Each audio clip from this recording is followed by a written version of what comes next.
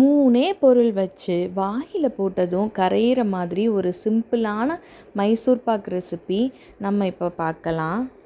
அதுக்கு நம்ம ஈக்குவல் மெஷர்மெண்ட்டில் கடலை மாவு, சுகர், நெய் எடுத்துக்க போகிறோம். எந்த கப்பால் கடலை மாவு எடுத்துக்கிறோமோ அதே கப்பால் நெய்யும் சுகரும் எடுத்து அளந்து வச்சுக்கலாம். இப்போது ஒரு அடிகனமான பாத்திரம் எடுத்துட்டு அதில் எடுத்து வச்சுருக்கிற கடலை மாவை போட்டு ட்ரை ரோஸ்ட் பண்ண போகிறோம்.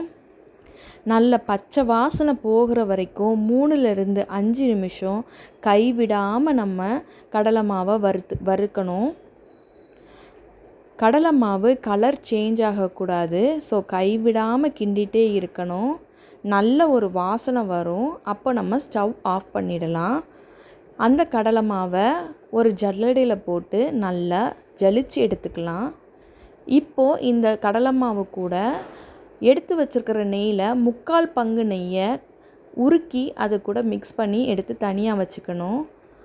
இப்போது நம்ம ஸ்டவ் ஆன் பண்ணிட்டு அதே பேனில் 1/4 கப் தண்ணி ஊற்றிட்டு எடுத்து வச்சுருக்கிற சுகரை போட்டு ஒரு கம்பி பதம் வர்ற வரைக்கும் நல்லா மிக்ஸ் பண்ணிக்கிட்டே இருக்கலாம்.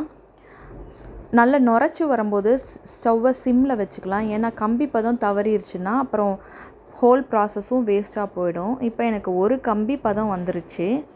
இப்போது எடுத்து வச்சுருக்கிற கடலை மாவு நெய் மிக்சரை அது கூட கலந்துக்கிடலாம். கலந்து நல்லா கிண்ட ஆரம்பிக்கணும். நம்ம கம்பி பதத்தை தவற விட்டுறவே கூடாது. அதனால் டைம் வேஸ்ட் பண்ணாமல் நம்ம அந்த கடலை மாவு நெய் மிக்சரை அது கூட ஊற்றிக்கணும். இப்போ நம்ம இந்த கடலை மாவு அந்த மிக்சரை நல்லா கிண்ட ஆரம்பிக்கணும். இப்போ 3/4 பங்கு நம்ம நெய் கடலை மாவு கூட மிக்ஸ் பண்ணியிருந்தோம். இப்போ 1/4 பங்கு நெய் மீதி நம்மளுக்கு இருக்கும். அந்த நெய்யை நம்ம கொஞ்சம் கொஞ்சமாக உள்ளே ஊற்றி கிண்ட ஆரம்பிக்கணும். நெய் எல்லாம் உள்ளே எடுத்துட்டு கடலை மாவு சேர்ந்து நல்லா மிக்ஸ் ஆகி வரும்.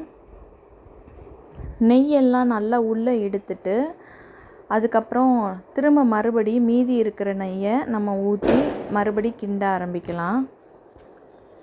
ஸ்டவ்வை சிம்லேருந்து மீடியம்குள்ளே வச்சுக்கலாம். ஹையில் வைக்க வேண்டாம்.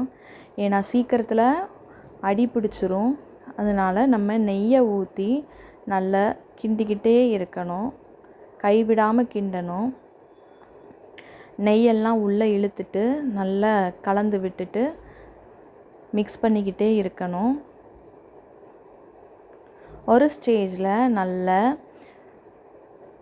ஒரு ஒயிட்டிஷ்ஷாக அடியிலெல்லாம் நல்லா ஒட்டாமல் ஃப்ராத்தியாக நுரைச்சிட்டு வந்த மாதிரி வரும். இப்போ பார்த்திங்கன்னா உங்களுக்கே தெரியும். அடியில் ஒட்டாமல் நல்லா சுருண்டுட்டு வருது. இந்த டைமில் நம்ம ஒரு தட்டில் நெய் தடவி வச்சுருந்த தட்டில் நம்ம இதை ஊற்றிடலாம். இந்த பக்குவத்தை நம்ம விட்டுறக்கூடாது. அதை விட்டால் அதுக்கப்புறம் ரொம்ப ஹார்டாகிடும். ஊற்றும் போது தெரியுது நல்ல நுரையாக இருந்த மாதிரி இருக்குது. அதனால் இந்த டைமில் நம்ம எடுத்து ஊற்றிடணும். ஊற்றி அது கொஞ்சம் ஆறுனதுக்கப்புறம் நம்ம பீஸ் போடணும். அது வரைக்கும் அதை ஆற விடணும். இப்போ நான் நெய் தடவின பாத்திரத்தில் ஊற்றி வச்சுருக்கேன். கொஞ்சம் ஆறுனதுக்கப்புறம் சூடாக தான் இருக்கணும். சூடாக இருக்கும் போதே பீஸ் போடாட்டா அப்புறம் ஆறுனப்புறம் பீஸ் போட முடியாது. அதனால் கொஞ்சம் ஆறுனதுக்கப்புறம் தொடுற அளவுக்கு சூட்டில் இருக்கும் போதே ஒரு நெய் தடவின கத்தியில் நம்ம பீஸ் போடணும். இப்போ நம்ம பீஸ் போட்டாச்சு. இந்த ரெசிபி ரொம்ப சிம்பிளாக வீட்டில் இருக்கிற பொருளை வச்சே செய்கிற மாதிரி இருக்கும். ரொம்ப காம்ப்ளிகேட்டட் இது ஸ்டெப்ஸ் எல்லாம் கிடையாது.